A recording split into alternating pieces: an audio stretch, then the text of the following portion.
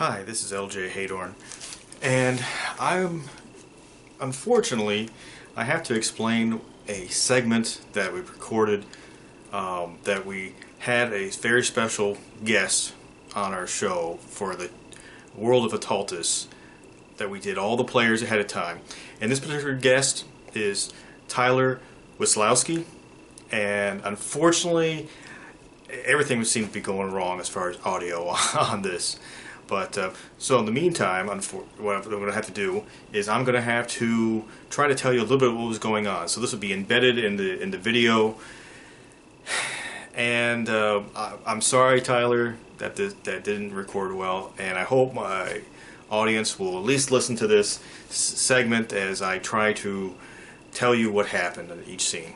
So bear with me, please, and we'll go from there. And that way you'll know a little bit more about Tyler's character, that as he goes into the introduction of who he is and what he does, and then goes and actually gets the chance to play before we have the recording with all the players. So with that, let me go ahead and start.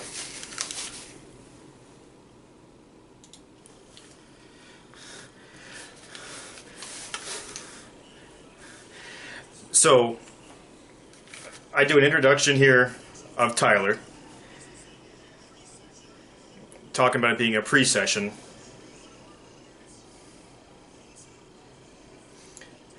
And we're bringing his character into the world with other characters.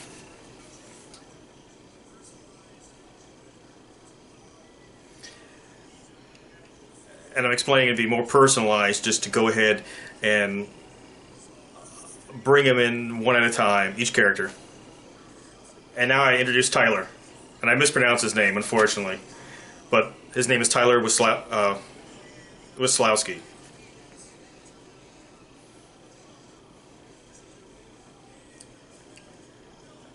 And I ask him to explain who he is and what he does. He says his name is Tyler Weslowski.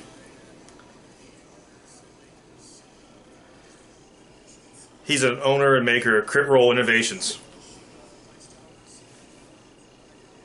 And he makes dice towers, and he's going to show us that product. Now it's really cool. This is all handmade and assembled.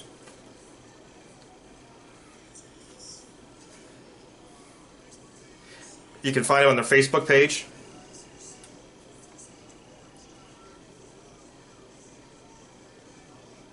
Comes with a bottle opener, DM screens on the inside, folds up, clips together, dice compartments on top to drop your dice, and one hole goes to the front and one hole goes to the back when you drop your dice. Now you can see the inside of that DM screen.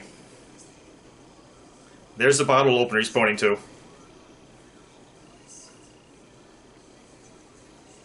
Removable sheets that you can put in there, so you're not stuck with whatever that you might think might come with it. So you can put whatever sheets you want in there.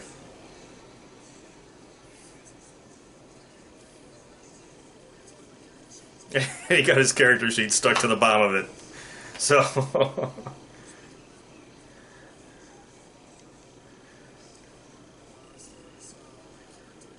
he's talking about his character now. He's playing Desh Shaloth. He's a Scytha.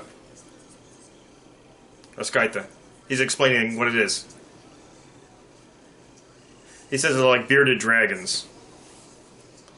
Except they walk and talk.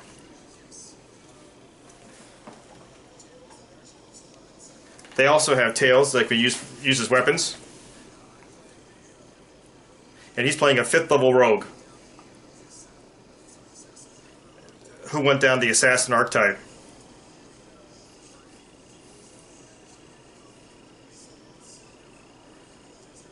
His people are nomadic, going to the desert wastelands.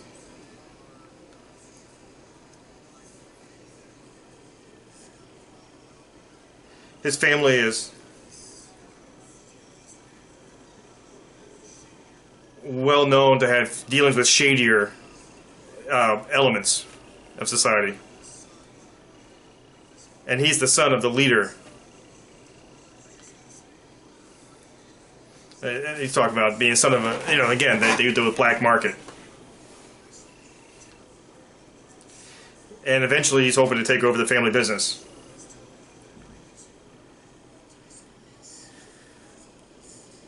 His dad told him he needed to experience the world as a whole before he even takes over the family business. Told him to go on his own and see what there is to see.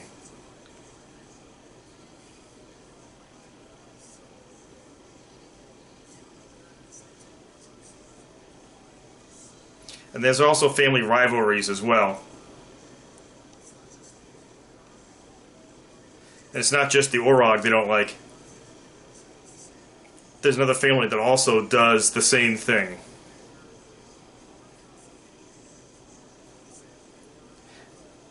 He's saying they're constantly not at war, but they're in conflict with one another.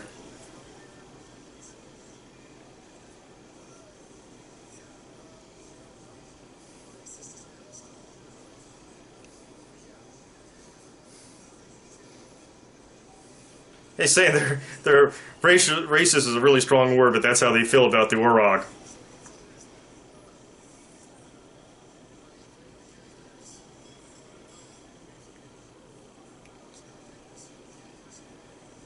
And how he decided to go about the world to experience things and become a mercenary.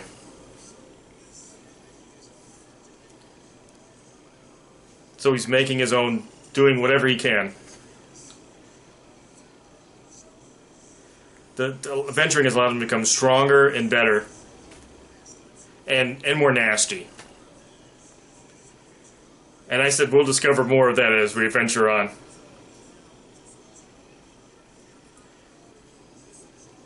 We were recording at the Cloak and Blaster.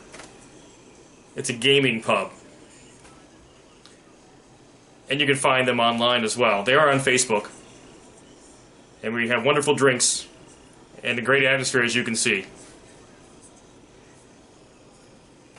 And the second floor has all sorts of cool video games upstairs. I'm saying it's a little loud, so we're going to not take too long, hopefully.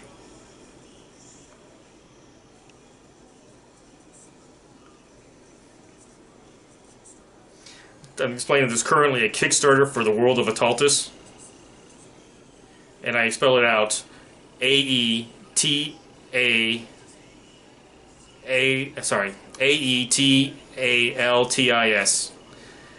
And you can find them on Kickstarter. And they're going from September 6th to October 11th. And please support them in this endeavor. And they're going to have all sorts of materials of PDF or hardcover versions of it.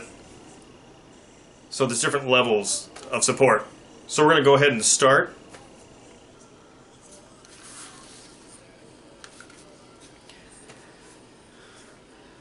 I say what you find is, as you've been traveling down the road, that you've been going through many different towns and villages. Some great cities and some not so great.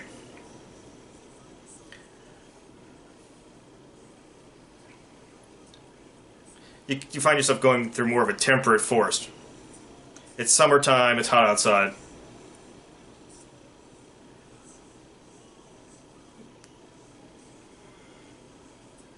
The sun is more about the 10 o'clock time frame. It's got a little angle coming at you.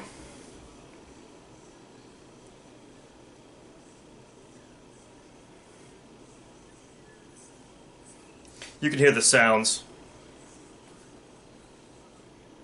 Different foreign animal noises. Birds, rustlings of leaves as well.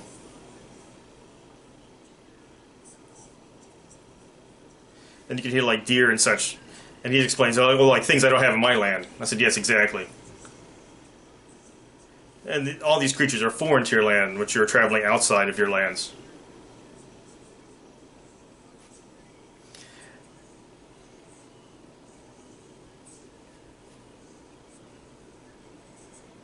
And you come from a rocky terrain with desert-like And now there's just forest and greenery all around, so it's almost like an oasis as far as the eye can see.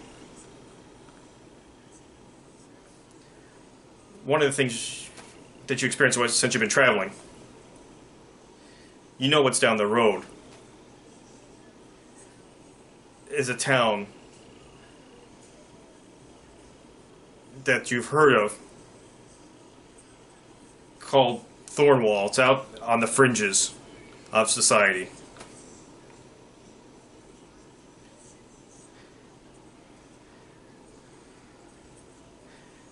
And you're not in an area where tens of thousands of people are. And you've been enjoying alone time as you've been traveling.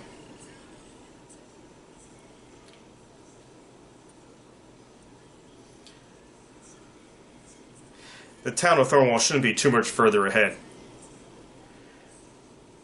And you figure today or tomorrow perhaps that you'll actually be reaching it. You go by word of mouth, different dealings here and there, talking about the people in these lands. They're more suspicious of people coming through.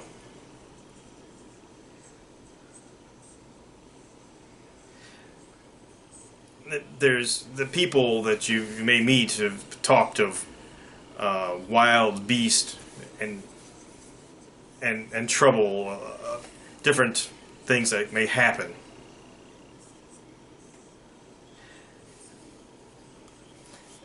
And in this area, the Scytha are not very common, so it's not a general thing that they would see all the time, which lends them to be a little suspicious of you.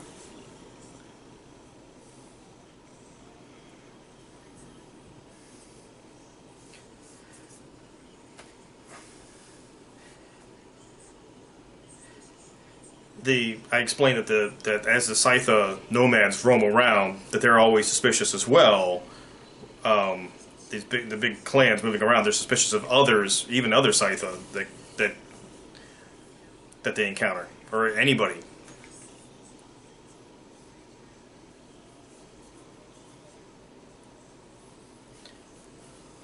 I tell them that in the big cities that things are more regular, the laws are more kept up.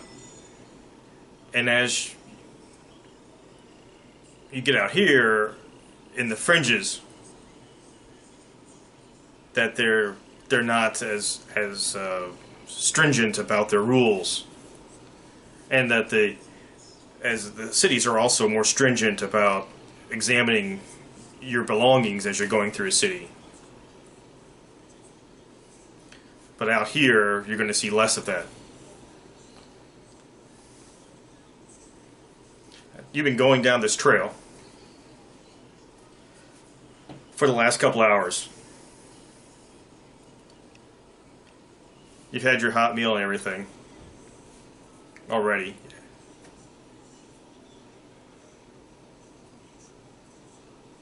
A lot more sounds of nature around you.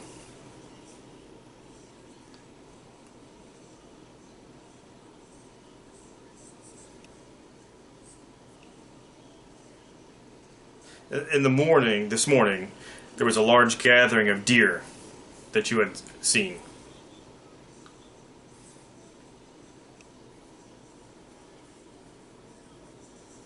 It's a lot of noises, just natural sounding, movement.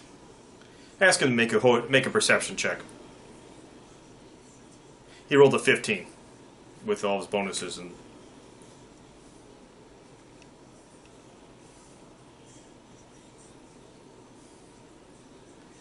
One of the things he uncovers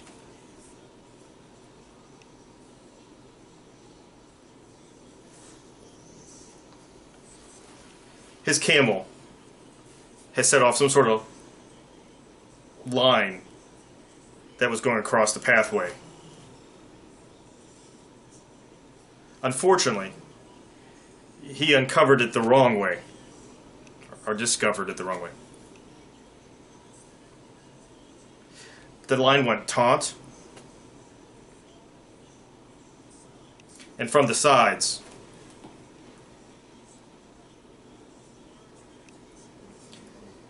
These large pieces of vegetation come towards him. And he's like, that's not good. He said they ask him what his options are.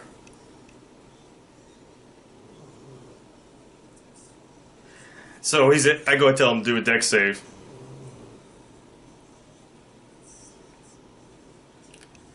He got a 13.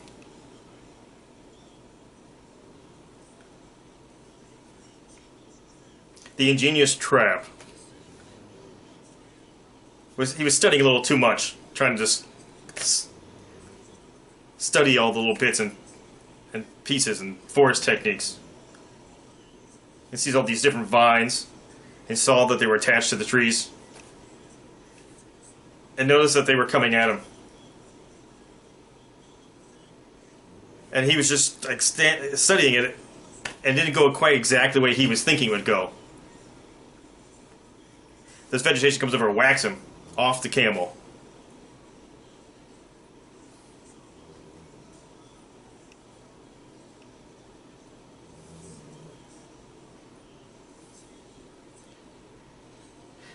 Thus doing 10 temporary points of damage.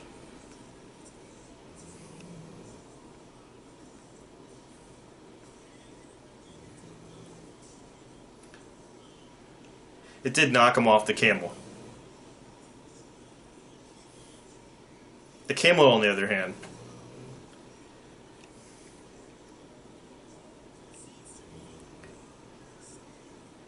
seems to be snagged by some vines that wrapped around his foot like a trap.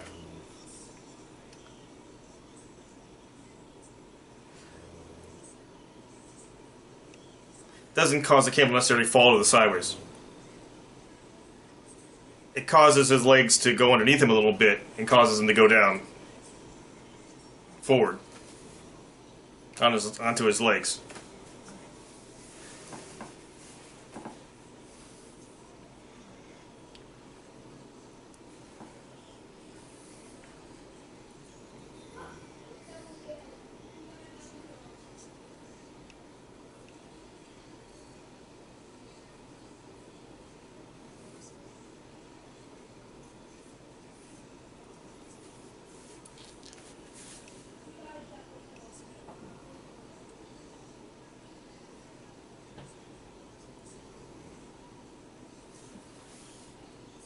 He notices he rolls another perception check and he rolls a 20 with all his bonuses.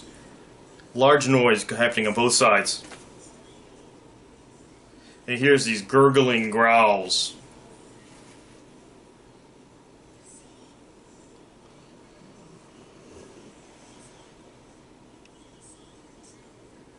You see on either side of you, two very large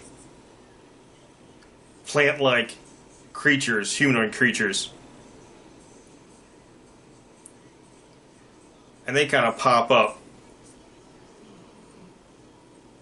And you see what looks like 4 arms, 2 on either side.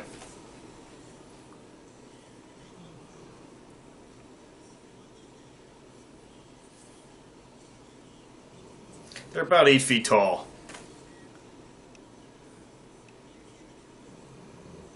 And you kind of get this kind of like echoing.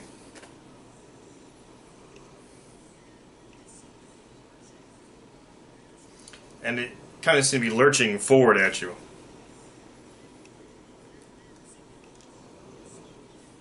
Seems to be a little slower than you. What are you doing?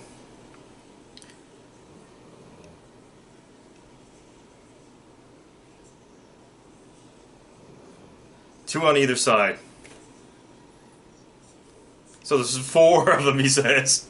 There's 2 on one side, 2 on the other side.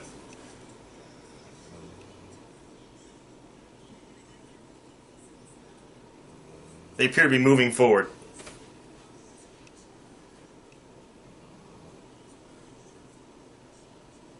He's going to use his dash option to move away.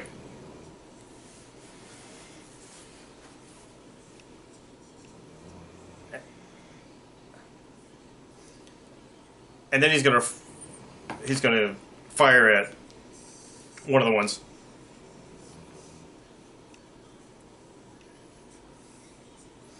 That easily hits it with his crossbow, and the bolt nails the creature. And if he had a heart, it would have gone right there through his heart. And it zips through the creature. And you hear it thunk in a tree behind him. So now he's choosing to disbelieve.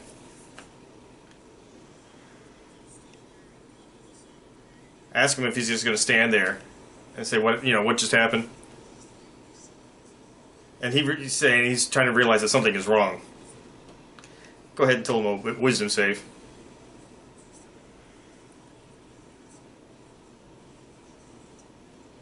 $21. I tell him to make a perception check now. He got 11.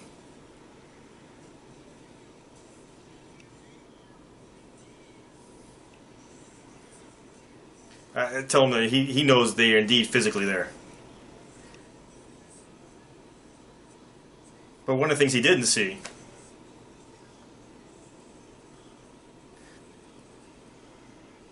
that the ground around him opened up into a large net and pulling him up.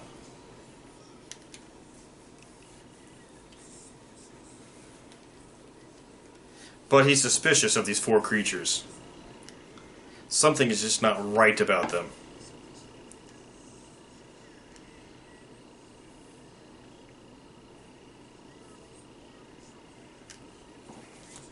Though they're these large humanoid creatures, they look plant-like, and they're moving like puppets.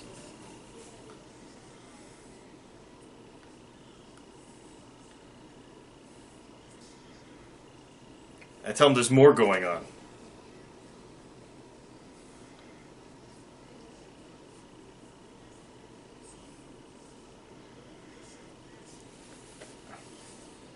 Out from some little makeshift hatch pieces of the ground,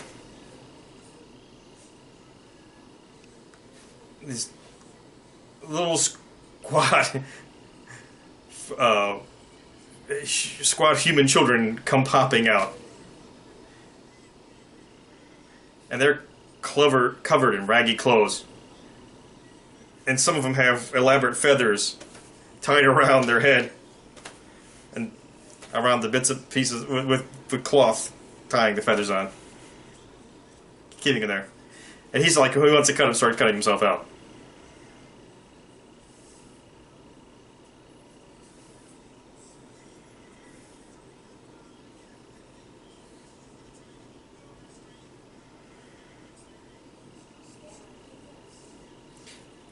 I tell him to make a strength a little bit to kind of pull it apart, and Dex to kind of get a good spot to find to cut it.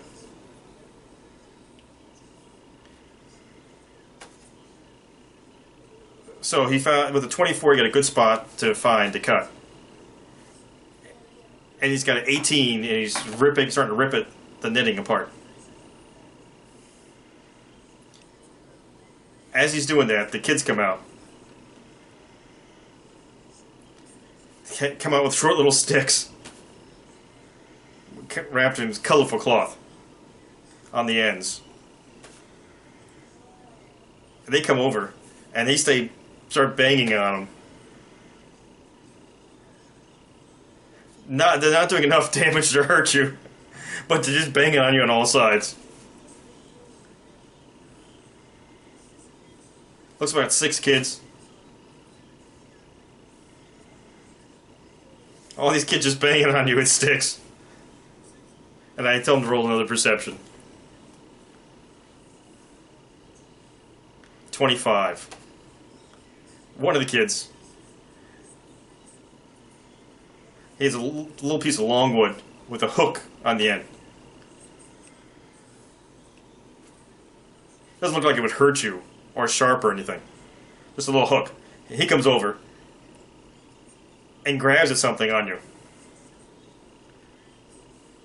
The kid successfully grabs. It looks like he grabs your ceremonial dagger. And he's saying, I'm not sure how you do this.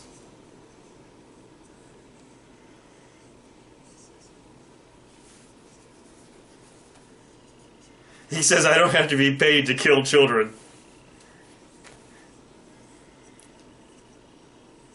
He says he's offended my honor. Of all the possessions he has, that's the one he doesn't want taken away from him. The little kid goes, ah! And he drops it. Now you're ripping free. I need you to make another strength check.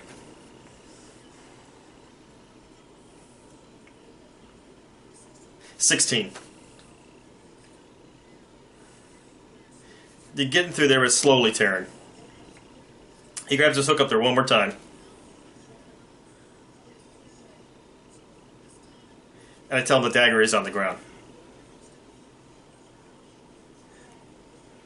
It looks like he seems to grab something, but it's not a money pouch. He had a sash. Like a clan sash. Like your clan colors.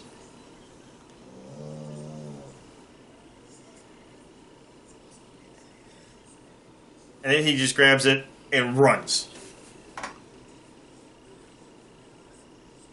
And the rest of the kids just dart in all sorts of directions.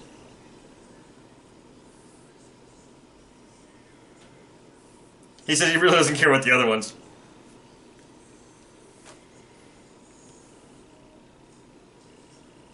$24.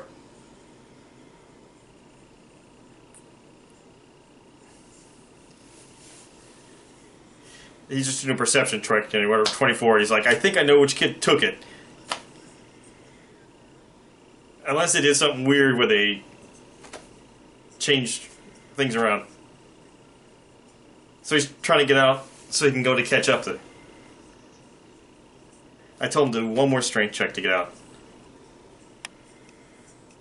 He said he only rolled a 9. I told him he's going, trying to get out. He says he's real frantic at this point. He's like dangling at this point. And he's just trying to squeeze out. I tell him he can make a strength check or dex check to get out. He decides to go for the dex check. To squirm his way out of the opening.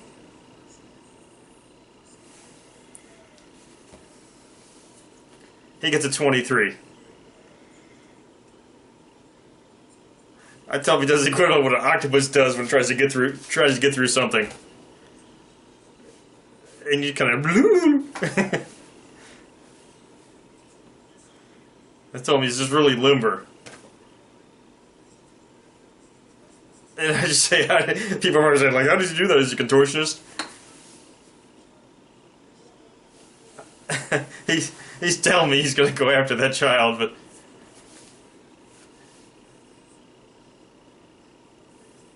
he's asking how far away the kid is.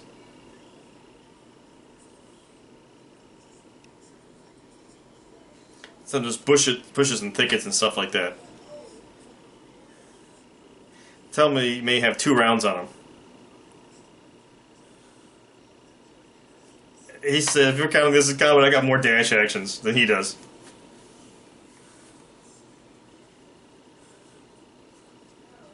He says he's going to try to catch up. I asked him how tall he is. He said about 5.5 feet.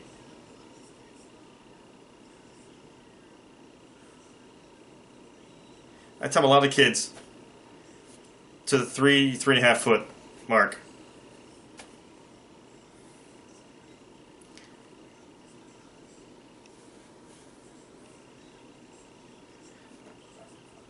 I tell them the terrain is just all sorts of full of shrubs and such. I tell him to make a perception check. He got a 23. These little kids have created these little side tunnels going through some of the bushes. Just at the right height that they can crouch down and run through. While you, on the other hand, well, you have to push your way or go around. He's asking if you can do a dexterity over. I said, he asked if you just could jump over some of them. I said, well, some of them you can, and some of them are just too tall. I said, if you had a ring of jumping, I said, you definitely could. I tell him to go ahead and roll Percept to make sure it looks like he's following the right kid and the right track. He hears a lot more rustling going on. And you see a kid, and he goes darting off to your right.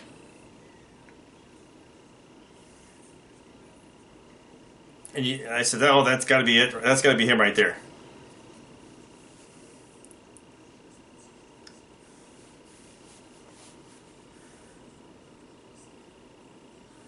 He doesn't know whether to go after him or if there's been a handoff.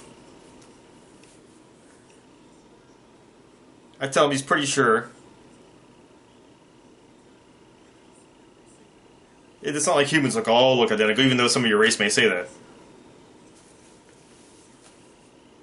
That you've looked at but you looked at the right details, and you're pretty sure that's the right kid. A little chubby face and everything.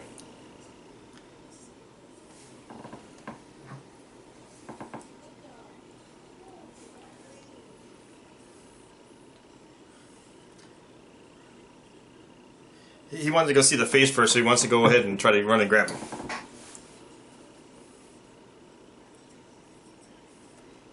I tell him probably attack to grab him.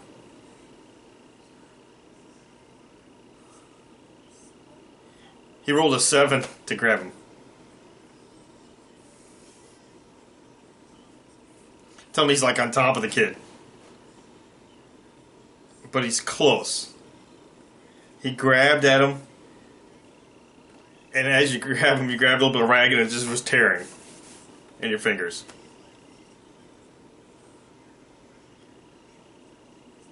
And he's doing the weird wild animal thing where he's darting in different directions. And I go ahead to next round, go ahead and roll to try again.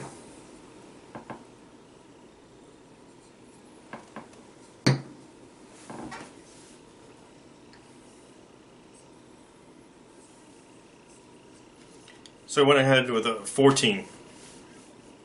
Tell me, grabs a hold of him. And you just kind of grab him by, the shoulders. And he's squirming. He's like, let me go, let me go, let me go.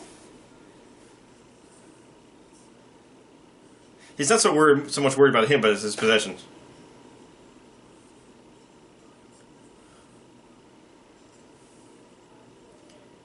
He asks, where is it? Where's my sash? I don't have it. Leave me alone.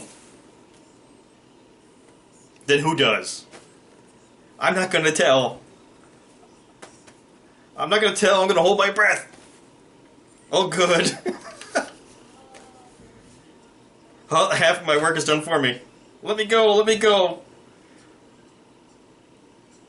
I'll make you hold your breath until you pass out, too. He goes, no. Kid goes, no fair. Kid goes, I know.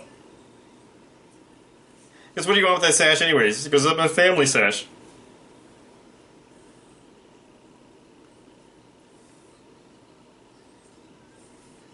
I tell them, finders, keepers, losers, weepers. He tell me who has it, where it is. And he sits there, whoop, threw the key away. He goes,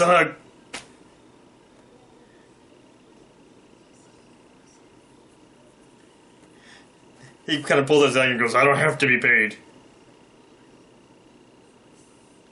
Because that's not fair. And he goes, no, I know, life's not fair.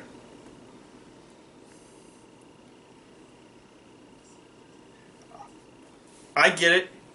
And then you live to see another day and everybody's happy.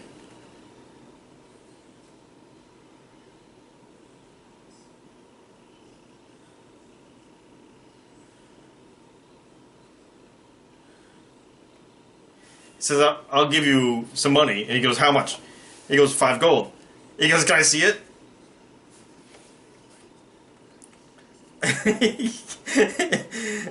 and he goes, no. And he goes, how do I know you have it? And he goes, I'm gonna show it to you, you grabby little bastard.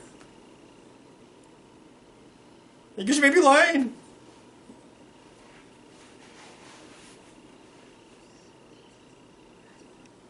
He goes, I'm so tempted to hurt him.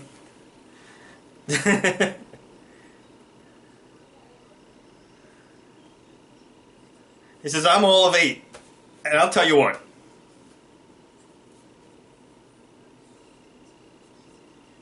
He tries to kick your shins. He tries and fails. He goes, I hold him up. His little feet are go wiggling in the air. He goes, let me go. He goes, I can hurt you.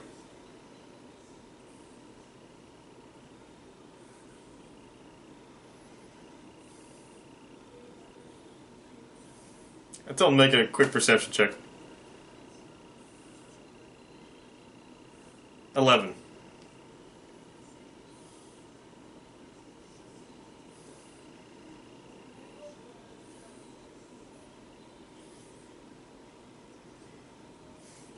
I tell him to go ahead and make a concentration check.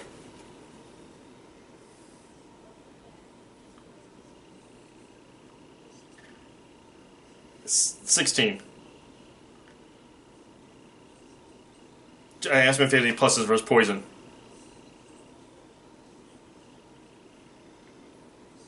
He was not on with his race.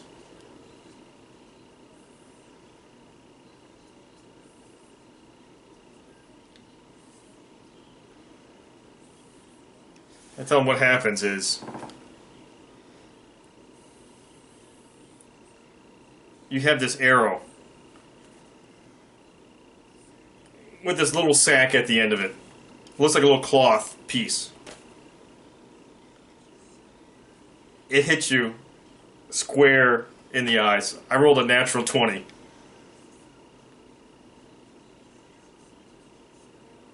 It's a little short arrow. It does a measly 1 point of non-lethal damage.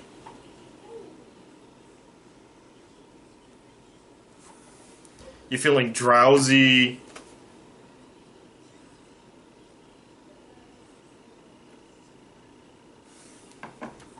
It's like, poof, a little mass shoots out. A little dust comes out, it gets in your face and his face. And you feel drowsy and you're asleep.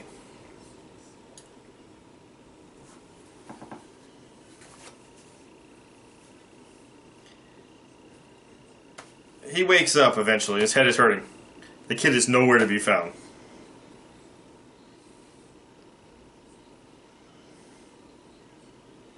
Ask him if he has survival.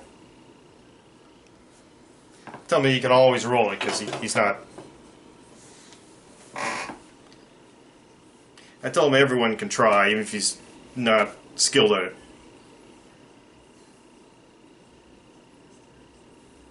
I tell him there's tracks everywhere.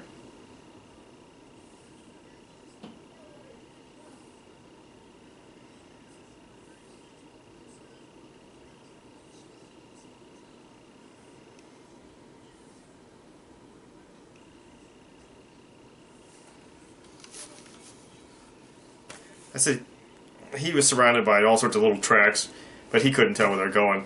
So he decides to go back to his camel. So I tell him he backtracks his way and finds the camel. And he's able to backtrack enough to goes find his camel. They actually freed the camel and tied it to a tree. So it's no longer trapped. And he's like, this is weird, this is very weird.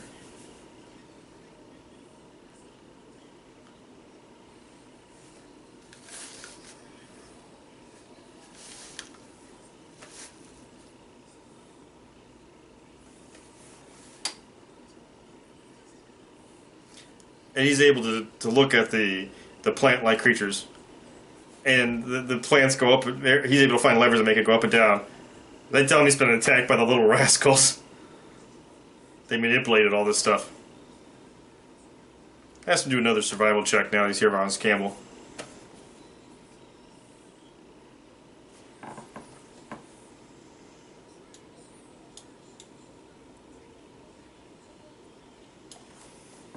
The tracks appear to be going in the direction that he was going.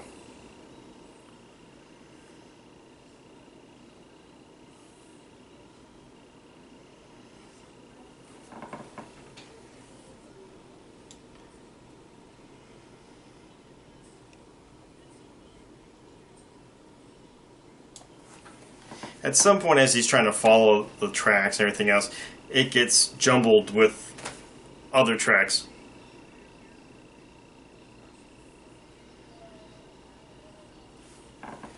And he's not sure, but at some point it just looks like they were still going into the town.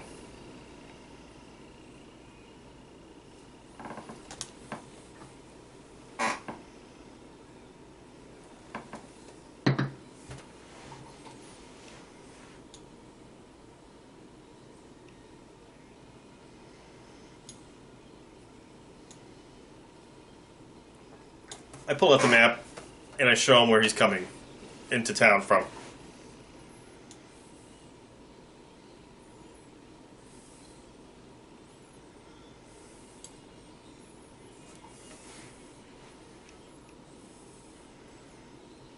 He's asking how long he was out, and I said he guesstimates about an hour or so.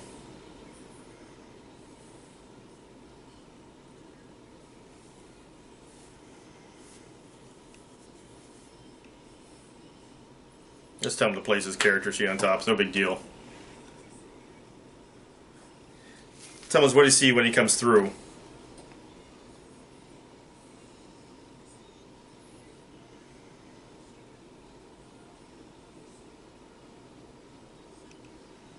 Sees a mostly human settlement with a large wall going around the town. Seems to be a couple ponds and lots of different trees and some farmland, and there's a river going through.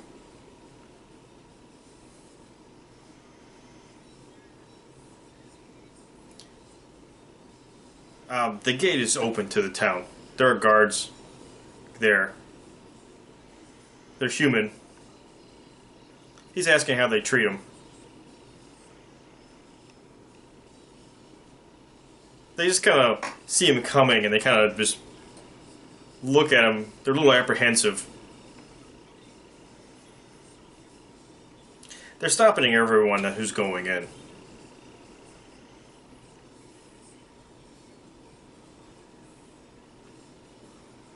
He sees a couple people in front of him that they're asking them a couple of questions.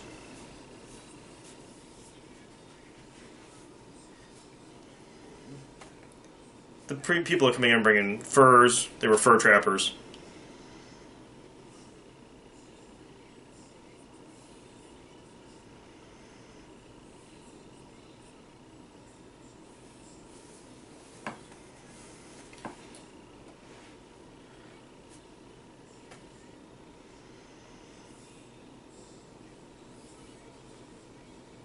And I tell him he's able to get through the gate without much problem.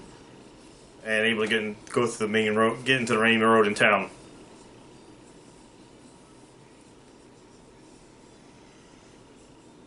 Tell him he sees lots of places in town, able to stock up on his provisions and such. And he sees one large, sees a large structure with a sign outside called the Greenbrier Tavern.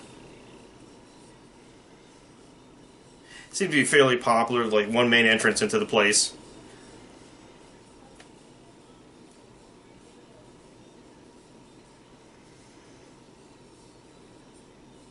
There's a stables there, and he gets to the stables.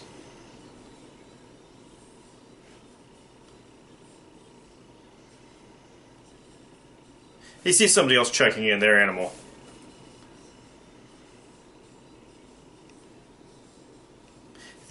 The person from him has this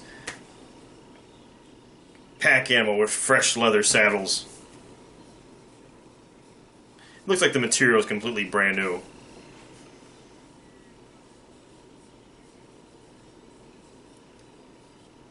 The person with the pack animal looks like a human dressed in full plate.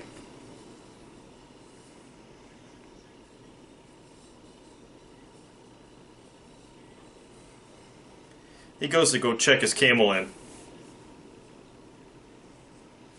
And as he does, something catches attention. The guy who had his pack animal checked in, something grabbed his attention.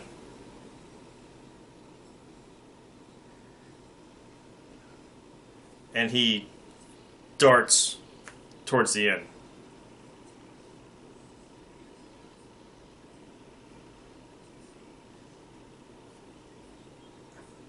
And he kind of looks around, goes around after the corner to kind of look see what's happening. And he sees that the guy in plate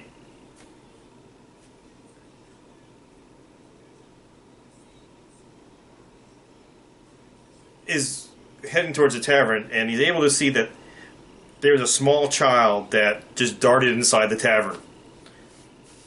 But he wasn't able to see who exactly it was, but you know, he wasn't sure whether or not it could be the child he was looking for. Looks about a 3.5 foot tall child. Human. So he's like, you know what, 2 out of 3 ain't bad, so he's like, I'm gonna go in after him. He's gonna try to see what he can find. And I said, this is the end of the adventure. And I said, we're going to stop there and stop recording. So, alrighty. And that's it. Thank you very much. I'm sorry I had to narrate. The audio went and just got a horrible recording on this one.